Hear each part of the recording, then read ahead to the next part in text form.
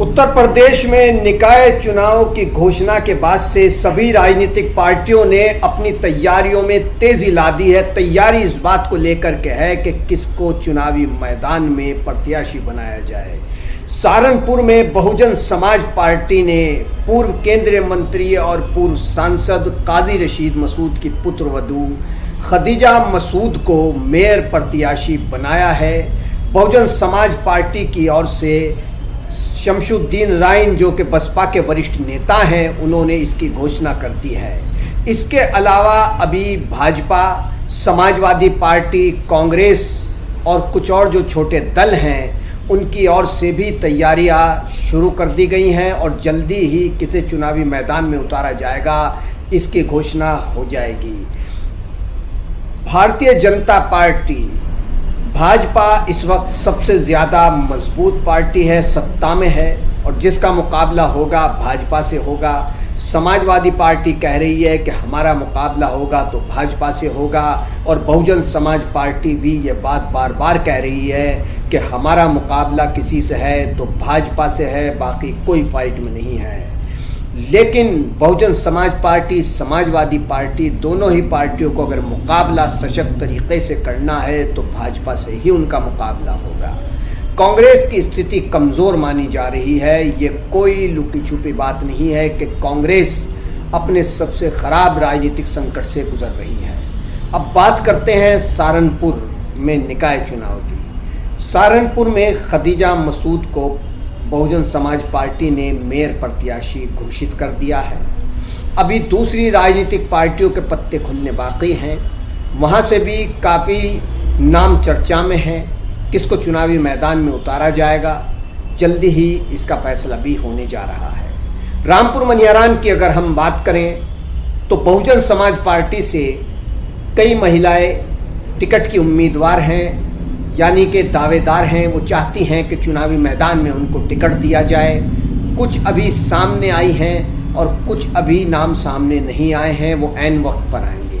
Samajwadi party से भी 2 या 3 महिला प्रत्याशियों के नाम की चर्चा है कि जिनको चुनावी मैदान में टिकट दिया जा सकता है। भाजपा से भी कई महिलाएं ऐसी हैं जिनको चुनावी मैदान में उतारे जाने की चर्चा है कि इनमें से किसी एक महिला को भारतीय जनता पार्टी की ओर से चुनावी मैदान में रामपुर मनियारान में उतारा जा सकता है। आपको मालूम होगा कि रामपुर मनियारान नगर पंचायत अध्यक्ष पद जो सीट है वो महिला एससी की श्रेणी में है, इसलिए यहाँ पर अब सभी समीकरण बदल गए हैं। कांग्रेस की अगर हम बात करें तो कांग्रेस से भी अभी खुलकर तो कुछ सामने नहीं आया है, लेकिन माना जा रहा है कि यहाँ से भी 2 या 3 महिलाओं की दावेदारी हो चुकी है और राजनीतिक पार्टियों के जो सीनियर नेता हैं उनके यहाँ चुनावी मैदान में टिकट हासिल करने वालों ने दस्तक देनी शुरू कर दी है। यहाँ से भीम आर्मी भी प्रमुख रूप से चुनावी मैदान में उतरने की तैयारी कर चुकी है। भीम आर्मी के नेता डॉक्टर रोहित राज गौतम की पत्नी ललिता गौतम यहाँ से भीम आर्मी यानी आज़ाद समाज पार्टी के टिकट पर चुनावी मैदान में उतरने की मजबूत दावेदारी कर रही हैं। अगर समाजवादी पार्टी से गठबंधन होता है तो फिर यहाँ से इस सीट के यानी रामपुर मनियारान नगर पंचायत अध्यक्ष पद सीट के समीकरण बदल जाएंगे। किसको चुनावी मैदान में उतारा जाएगा, फिर ये कुछ अलग ही तस्वीर सामने आ सकती है। बहरहाल निकाय चुनाव की पूरी तैयारियां हो चुकी हैं। निकाय चुनाव की घोषणा हो चुकी है। पहले चरण में जो चुनाव होगा वो उसमें सहारनपुर भी शामिल है। तो जाहिर सी बात है कि अब राजनीतिक पार्टियों को घोषणा करनी है कि किसको किस सीट से चुनावी मैदान में उतारा जाए। सभी राजनीतिक पार्टियों ने ये बात साफ कर दी है कि स्वच्छ छवि वाले प्रत्याशी को ही अहमियत दी जाएगी।